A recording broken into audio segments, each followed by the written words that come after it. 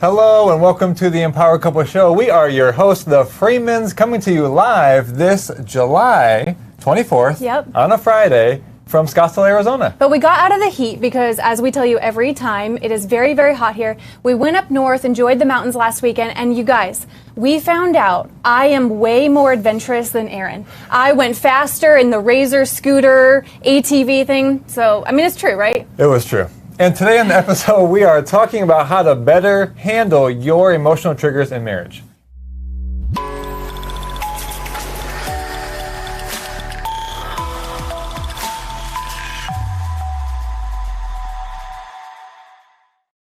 So in a recent podcast episode, we covered emotional triggers, and we received afterwards even more questions, more detail. How can I learn more about my own triggers?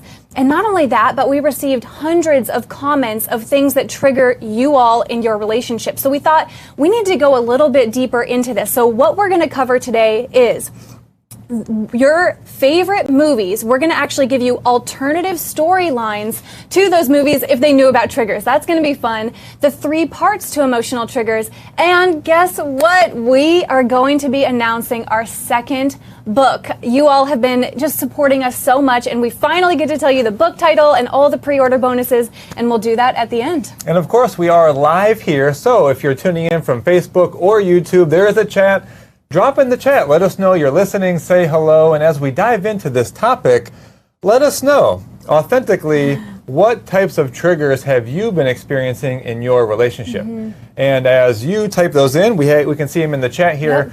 You know, Jocelyn, for you, just being completely honest, before you knew about emotional triggers and what they are, what was your experience of them? Yeah, so before I really knew about triggers, my own triggers, what triggered me and how I acted, I felt like I had no control.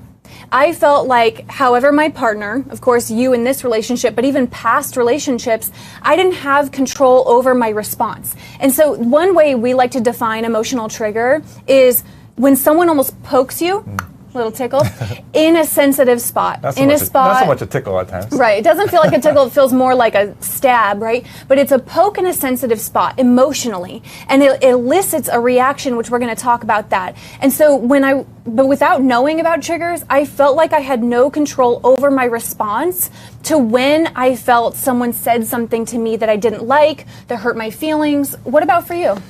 Yeah, and you know, triggers can actually happen in any relationship. And I think before I realized these happened, I could have friendships or coworkers or be in any conversation. You know what? It can be that person did something or said something to me that caused this uncomfortable feeling, possibly defensive. And in that moment, what happens is I feel like they did something that had me not feel good. Yeah. So I don't want to put myself in that position. Yeah, like I you can don't retract. want to be around them. Yeah. You know, the analogy I think of is if you walked into the kitchen and every time you put your hand on the stove, it's like you burned your hand. Well, eventually you'd say, I don't even want to go into the kitchen. Yeah. So that is what an emotional trigger can do, is that anytime you get into a conversation or you're with somebody, it's like, oh, that person has me feel defensive. They say something that is disrespectful to me, or I don't like that. So you just don't even want to go around that. And here's what's sneaky about triggers is, and we're going to go into the 3 parts in just a few minutes, but they feel real. Meaning it really feels like your partner or that person is doing something to hurt you. And it really does feel real. So the first thing is to recognize, oh, if I'm actually triggered here right now, maybe this isn't reality. Maybe it's the reaction that we're going to go into in a minute. You know, that's like next level. So the first thing is it does feel like something you have no control over. Yeah. And I think that's the biggest problem in a sense with triggers, not realizing that you have them or they're coming up, is it feels like I have no control over that. Yeah. So you're totally disempowered. But if you can start to see these triggers as your own, all of a sudden, that is a place that you do have control over. Well, because here's the key. Okay. You do not have control over what anyone else really does. Give it to me. Let's say it again. You don't have control over what people do. You don't even have control over how life actually goes. You cannot control life 100%. And maybe you've heard this before. What you do have control over is yourself. Is your response. Yep. And your triggers. Yeah. So in a sense, that brings you back the power. It brings you back the ability to respond and not be at the effect of what other people may or may not be doing. Because ultimately, here's one more big thing. Okay, give it to us. All of your experience of life happens within you. Yep. It may seem like all of your senses are outward focused, which they are. You know, you see someone do something, you hear them say something to you, but that's not happening outside of you. Yeah. Where that's actually happening is within yourself. So someone else could be listening to the same conversation, maybe with your partner. Your partner does the same thing. They're going to have a different experience. Right. So that means that it is within you. So That's your why it's a emotional personal triggers. trigger. That's right. Like, I could say to you, hey, did you do the dishes a certain way? And it doesn't trigger you. But when your partner does, it triggers you. And here's the thing. Really let this sink in. People make rash, big choices from triggers. Think about how many people end relationships, end a marriage because of triggers, and they aren't recognizing that it was a trigger that they could have worked through. Or they say or do things they really don't mean, and we're going to get into that. So, But we got that education in school, though. Oh, no. There was no Emotional Triggers Oh, 101. really? Oh, sure. That's the big thing we talk about all the time. You hear us say over and over, we learn math, we learn science, we learn the arts, but we don't learn about emotional intelligence, and we don't learn about our triggers. And so you can walk around life, your coworkers trigger you, your family triggers you, your partner triggers you, and that's when, if you don't know it is a trigger within you, like you said, it really does feel like other people are doing it to you. And triggers are happening everywhere, even in movies, right? Some of your favorite movies. So let's do something fun before we get into more of like the actionable teaching material. We want to do just a fun activity and actually go into alternate storylines to movies you love if they knew about triggers. I mean, we love movies, you guys. We're like movie buffs. We miss the movie theater big time during quarantine. All right, so let's go into some of these movies. First one, Crazy Stupid Love. This was a movie that like you laughed at and you also got sad about. It kind of had those mixed emotions.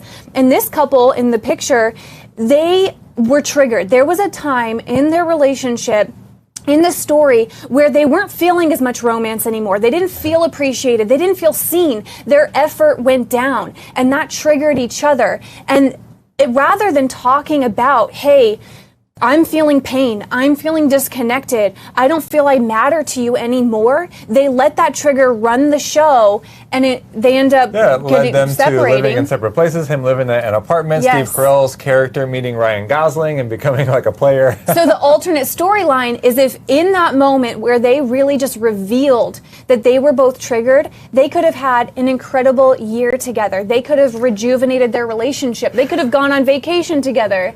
And that's how we want your relationship to go. Now, that wouldn't have made for a great movie. Yeah. Great movies come from big, huge emotional triggers, and then you react. So that's fun entertainment, but we want this to be in your life, in real life, so that you wouldn't have to have that time where you lived in an apartment by yourself. Yeah, and became like a male, like he kind of went off the chain with partying a little bit. Okay, next one, Marriage Story. This pretty much should have been called The Divorce Story. Now, the acting was incredible. You might have heard us say this before, but the movie was really well done. However, so this couple ends up getting divorced because she didn't recognize she was triggered by the fact that she didn't feel she had a voice. She didn't feel that he was including her in his mission and what he was up to. She felt like she was in the passenger seat or behind him. And again, rather than revealing that she was triggered, she goes down this path and they have an intense divorce. How do you think that could have gone differently? Could have gone way differently. Rather than keep that trigger in, which we will talk about, it can be reactive, but your response to a trigger can also be repressive in nature. And this was a great example of it being very repressed. Yeah. But here's the thing, an emotional trigger is going to come out. You can only hold it down so long. Yeah. It may be a few years. In this case, they go to counseling, and then there's like a blow up where really they do more damage to each other. They do damage to the relationship with her sister. And the children. It impacts their child. And ultimately, their life goes a totally different way. Yeah. And so, how they could have handled this differently is Scarlett Johansson's character could have early on said, hey, Adam, even though that's Adam Driver's character, you are the one that's always directing the plays, and I want to be more of a key role in that. Yeah. I get the feeling that I'm being left out, that I'm not being appreciated, and that triggers me. Yes. She could have just done that. Once again, wouldn't have made for, I guess, a great entertaining movie, but we want this to be implemented into your life so that you don't go down the path and you have an alternate ending from any kind of divorce. And we do see your comments and questions over here, so we will come back to the questions that are being asked. Love that. Third movie. I mean, if you don't love this movie, you're not a human being, and it is The Notebook, okay? I cry every single time. Everyone loves the ending because they do come back together. They have this beautiful long life together. However, they could have gotten even more life together because there was this moment where, he gets triggered by her dad, and her dad seems to think he's kind of less than the family, not worthy of her as a partner, and he overhears that and gets triggered. It triggers in him unworthiness, not good enoughness. I'm below her. I don't deserve her love. That gets triggered in him, and rather than recognizing his trigger, he ends up breaking up with her, and they end up having at least a couple years apart. Oh man, how could that have gone? The alternate ending could have been in this one. Storyline. He could have said, from what your dad said really triggered me. It triggered that maybe I'm not good enough, that I don't have a good enough job to support your dreams. But if he would have just shared that as a trigger, he could have got in her world and not projected that that's how she felt, where she could have said, hey, I totally hear you, and I love you. Yes. I love how we feel playful, and we live life as it comes to us. Oh my gosh, I feel like I'm in the movie.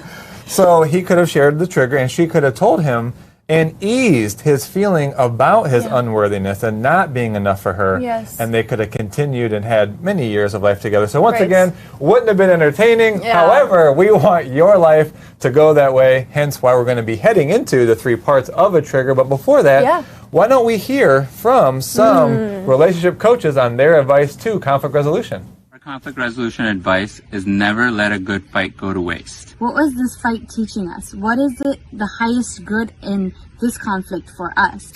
Ask really good questions. And then listen to your partner. Is respect. Because we believe that a conflict will never give us permission to disrespect one another as human beings. Making sure that your partner feels heard. Separate from each other, to take some time to pray and reflect. And then to come back together to lovingly communicate with no blame and express forgiveness. We love that advice, and I love how diverse it is from everyone. I especially loved the remark about how conflict can actually give you a beautiful lesson. And that's one thing that we'll talk more about in our book. Again, that's coming at the end, talking about the book. But let's get into the 3 parts to the trigger, right? Because many of you are asking questions like, what do we recognize? Like, how do we become more aware of the triggers? And that's what it's all about. It's about having the awareness. So you've got to know that there are 3 parts to an emotional trigger. And the first part is the triggering event. So you're having a normal day. Maybe you wake up, you're having a good morning, you're drinking your coffee, and then all of a sudden, either a remark is made. So triggering events can be words or things said. It can be a tone of voice. Yeah, I mean, literally, here you are just living your life. It could be in the home, which in quarantine, people are mostly in their home. It could be anywhere, on the walk with a dog. It could be out at your office with coworkers, but with your partner, you could be cooking dinner. And then here it is. Something is either said, something is done. It's a tone of voice or even a facial expression. Ooh, yeah. And we'll get more into that. And then so all of a sudden, that particular event elicits or creates a rise of emotion within you. This is what we call getting triggered. Exactly. And it comes from some event. And what you realize, right, is like afterwards, you realize, oh, that triggering event wasn't that threatening. And in fact, if anyone else experienced the same thing, like again, I could say to him, hey, would you mind putting your phone away for dinner? And it would trigger him coming from me, which we would discuss why. But if someone else, a friend, said that, it wouldn't matter. So what's interesting is triggering events can be different from your partner than coming from anyone else. Well, I'll give you another example then of the same words being used can now be the tone, right? Yes. So where you had just said to me, hey, do you mind putting the phone away? Right. I could have instead said But the tone could sound more like, can you put the phone away? Gosh, do you have to boss me around? See, so all of a sudden, it's not just the words or something that's said. It could be the tone even. So that event, there's some event. And actually, since we are live, why don't you type in the chat and Jocelyn can look over here. Are there any particular events that you have had recently that cause and elicit an emotion in you? Yeah. Again, it could be something your partner says, something that they did, something that they did not do. That could be a big one. A tone of voice, anything like that. There could be one that's, for me personally, sometimes it's even when I feel like I didn't get the same opportunity. So for us, a little bit differently, we do these live shows. We might be on a podcast, and to be completely honest, an action that you might take, which sometimes comes up for me. All right, let's hear it. Let's hear it. Even if you get on like a great run and great energy on a topic, I might start to feel that I'm not getting as much time to talk as you. Okay. So now that's an event, right? So that's something that you did that has me feel, which now we're going to get into the second part, it elicits an emotion. That event causes me to feel like defensive or that I'm not contributing as much. And it is subtle. So the first thing is, like I said a few minutes ago, it feels real to you. So one of you asked, like, how do you recognize your triggers more? How do you interrupt them? The first step is you have to become aware of what are your triggering events so that you can let your partner know, hey, when you do that or when you say that, it triggers me. And then, of course, you want to go deeper into looking like, why does that trigger you? Now, that's a whole other topic. We could spend an hour just talking on. Do we have any people that have put in any events? Let's see. All right. Okay, here we go. We got one. When my husband comes home from work and isn't happy to see me, that could be triggering. Let me say something on that. So I love this. Get a little bit more specific. What is the action or is it words? So you say, he's not happy to see you. Is that in the tone of voice? Is that in something that he says? Is it that he's on his phone? Doesn't give you a hug or a kiss or goes right to the phone or the couch? Yeah. What exactly? This is really good. What exactly is the event? That's good. Another one says bottling up or seeming distant. So that's another one. What does seeming distant look like? Does that mean that they're just quiet and they're on their phone? Like, you got to get the tangible details. Otherwise, here's the thing. If we don't get the details and we try to share it with our partner, they won't know what to do differently. They'll be like, what do you mean I seem distant? I don't seem distant to myself. And so you got to get more of the detail of what's the actual triggering event. And even more so, we talked about in the beginning, right? It does seem like something that's out of your control. And that's the key here. Because when something's out of your control, you disconnect yourself from it. Yeah. When you want to do something about a trigger, you have to get specific on what the event is for you. Yep. So really good things. I think we move on to the second part of a trigger now. Part 2 is you have the triggered emotion. Now, this is really big, too, because we said the event elicits an emotion in you. Now, it could be, and many men say things maybe like, you're being emotional. Well, you have to get that it's not just this general feeling of emotion. You want to get that emotion is something specific. Right. So it's not this general thing, I just have this whirlwind of emotion. Emotions fall into multiple categories, right? It can be like from emotional intelligence, you can have disgust, you could have fear, you could have love, you can have sadness, you can have happiness, and pretty much all emotions will be a subset of those categories. Yeah. And what's powerful about it is, as a human being, you might not ever escape feeling the triggered emotion. That's not the goal here. It's not to all of a sudden be like, so what, I'm not supposed to ever have any kind of emotional reaction? That's probably not achievable for at least a while of practice. It's, can you become aware? And to be honest, when I talk to people, and this took me years to develop, years, you guys, they aren't even aware of what they're feeling. Like, if I were to ask you when you're triggered, you would just be so not present with yourself that you can't I don't know. even. I just feel too much. I'm I have no idea. I'm just mad at pissed. you. So you have to become in your body and become present to really identify what you're feeling and where are you feeling it in your body. And what am I feeling? If you can give a word to the emotion that you're feeling. I'm feeling defensive. I'm feeling jealous. I'm feeling disrespected. I'm feeling sad. I'm feeling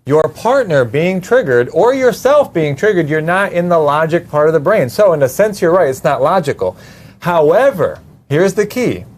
If you track the emotion, defensiveness, jealousy, resentment, the triggered behavior makes exact sense to the emotion. Yeah. So if you look at when you get defensive, you're going to do a very predictable action. Your behavior is going to be very predictable to the emotion that you feel. So if you do feel jealous, if you do feel, let's say, resentment, you do feel disrespected, your trigger behavior will be very predictable and logical as to why you took that action. Yeah. Well, again, without awareness. Because here's what's possible. So several of you have asked things like, well, then what do we do about this? How do I not take those same actions? How do I not keep doing those same triggered behaviors? It's all awareness. How quickly can you catch yourself? The easiest way, I'd say there's two of the easiest ways to catch yourself in the triggers is one, again, be in your body and catch yourself feeling the emotion, or catch yourself when you're in the action. So for example, I had a lot of triggered behaviors to break from my upbringing of kind of like lashing out emotionally. So when we're in a disagreement, I catch myself if I start doing those triggered behaviors and I go, hold on, I'm going to take a breath. And I say, I'm going to choose a different behavior right now. It takes time. It takes commitment. You're not going to be perfect at this overnight. It's just how quickly can you catch yourself in the triggered behavior or the triggered emotion. And then here is what is powerful. Imagine this. The next time you're triggered, you catch yourself, you stop yourself from doing the destructive triggered behaviors, and you reveal your trigger to your partner. Oh, boy. Let's talk about this. Imagine you go to your partner and you're vulnerable enough to say, hey, I know I just started to talk to you that way, and I realized that's actually my triggered behavior. And I realized the triggering event was this. You know, you being on your phone after work. Or, and that has me feel this particular emotion. Yes. So that, I mean, that in itself especially is if you do powerful. not blame your partner. You do not say, when you did that, it made me feel disrespected, so that's why, and I rationalize and I justify my behavior. No. Take ownership. As we said in the beginning, your entire experience of life is happening within you. That is the only place it ever happens. So you can feel empowered that you don't just react to things, your partner, what they say, by knowing these steps. What is the event? And guess what? When you know the triggered event, you can also come up with agreements. Yes. Ooh, well, don't now spoil we're linking, it. Now we're That's linking next one. Linking to other. We're making this a 3-part series for you all, and I actually see another question that's saying, well, how do I move the feelings? Like, how do I shift those emotions, the negative feelings, to feeling more positive? We're going to cover that. We're actually making this a 3-part series because triggers are such a big deal. So we're going to do an episode on how to handle when your partner's triggered. So like, how can you respond differently when your partner's triggered? And then we're going to do another episode on what you can do emotionally when you're feeling triggered. So answering the question about like, what can you do to shift your feelings and not stay stuck in that triggered emotion? Yeah. So for now, just see if you can place yourself in what is the triggered event, what is the triggered emotion, and what is the triggered behavior. See that you can catch yourself in each one of the phases and know that this is a place for you to take more power back, feel like you're more in control, and you're ultimately going to serve the relationship. Absolutely. So those are the 3 parts to the emotional trigger. We'll summarize them at the end, but it's time for something exciting. Well, on the previous episode, we had you write in the chat as to what the title of our new book would be. And so now, who is excited? Are you just as excited as us to hear what the title of the brand new book is? Can we get a drum roll, please? Are you ready? And the title of the new book is The Argument Hangover. Come on! All right, that you might even wonder, like, what is the argument hangover? Well, you can start to already extract what that means, but the argument hangover is that period of time after a disagreement that lasts all the way up until you reconnect emotionally. And in that argument hangover, it kind of feels like a food or alcohol hangover. You feel lethargic, you feel kind of hurt by what they said or how they said it. You feel guilty for how you acted. You just ultimately feel disconnected. And here's the thing, the argument hangover can either last 3 minutes, 3 hours, 3 days, 3 months. Some of you have way too long of argument hangovers where you're disconnected. And we know that you can relate to, at some point in the conflict, having a thought where you say, what is it that we're even arguing about? I have no idea how this started, but I'm just getting even more mad. That's the thing about the argument hangover period. It is not really about the thing that's caused the argument, because what you say, the actions you take, the things that you don't do, your tone of voice, all of the triggers escalate this period to where you do more damage to the relationship than the initial disagreement. And you know what the thing is?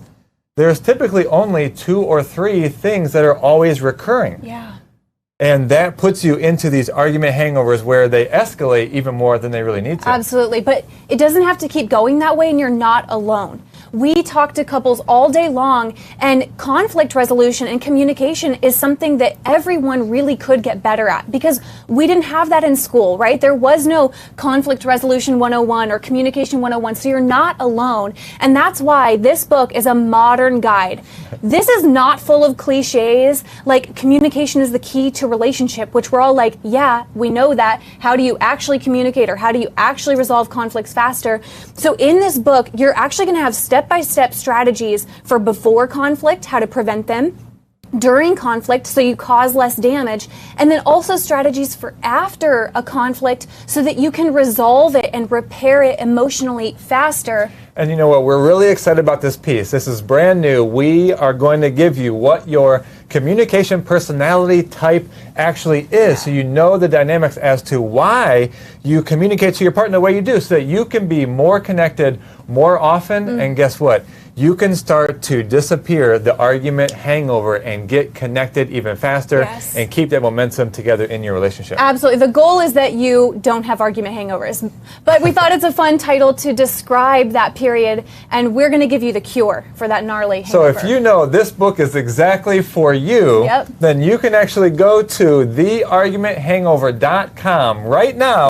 This is it, the official launch, and you can pre-order your copy right now by theargumenthangover.com.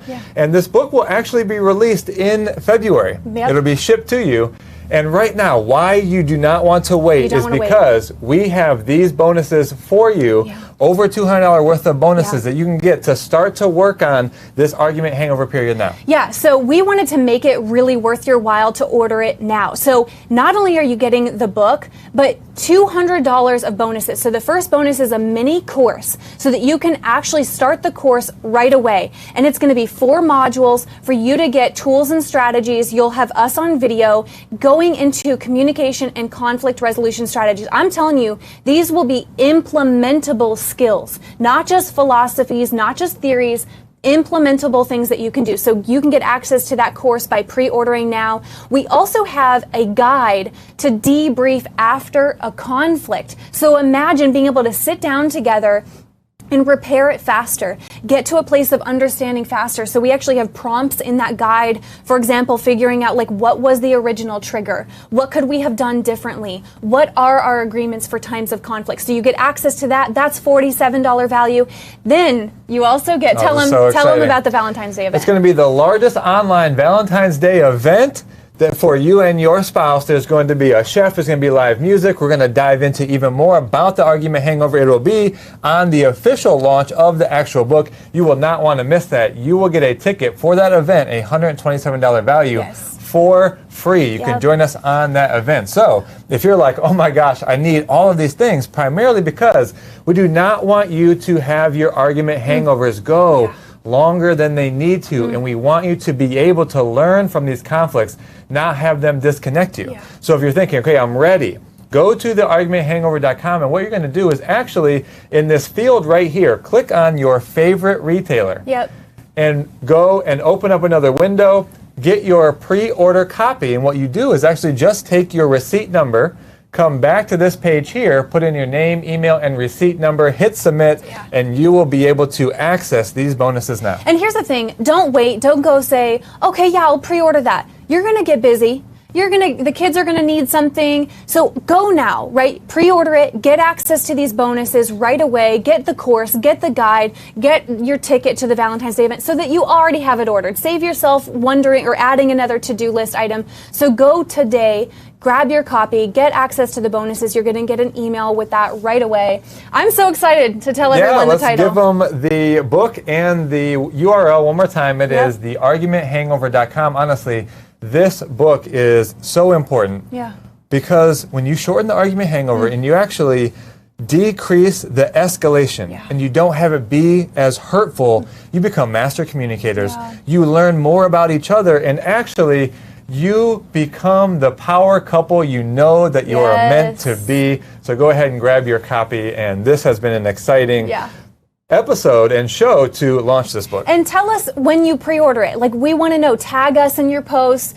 We know some of you already are saying that you're grabbing your copies, so thank you so much for that support. So let's summarize today. It's been an exciting episode. So first we talked about how there are 3 parts to the emotional triggers. There's the triggering event, there's the triggered emotion, and then there's the triggered behavior. And the goal is to become aware for yourself of all 3 parts of that trigger, so that you can choose something different. And this is such an important topic for relationships, for the health of relationships. And so we're going to make this into a 3-part series, right? We are, absolutely. So the next episode, we'll be going into what to do when your partner is triggered, how you can respond to your partner's triggers better. And then the next one about yourself. How do you handle your emotions better? So we're going to go more into, like, what would you actually do to shift your emotion from negative to positive and take different behaviors. Today's been fun. The argument hangover is going to be the best tool that you could get for this as well. So we are so happy to announce this pre-launch right here on this show. Thank you so much for being on with us. Yeah, we had a blast with you all, and we'll talk to you on the next episode.